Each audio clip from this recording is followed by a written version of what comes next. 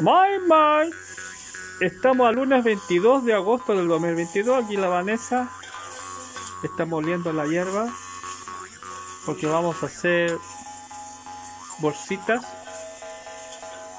de hierbas para la diabetes, colesterol, hipertensión. Aquí estamos en la ruca La Gwen de Rodelillo. Vanessa Cheuque Chavarría.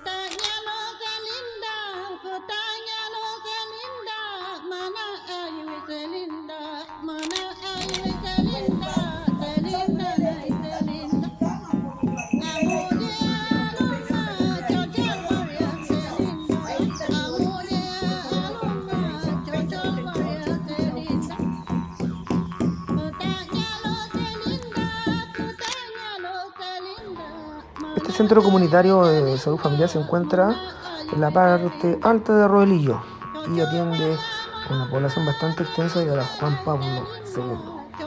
Y es allí donde se trasladó toda la comunidad para hacer este operativo de salud La Gwen Mapuche. Se atendieron usuarios de la población, vecinos del sector y gente cercana a la agrupación.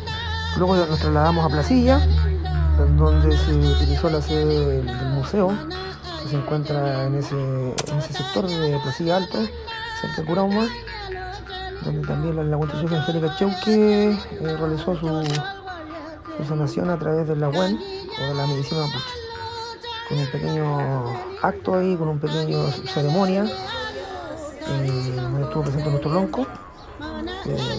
También estuvo presente nuestro Huayquén Cristóbal Chauque. Se repartieron volantes y se atendió a la gente.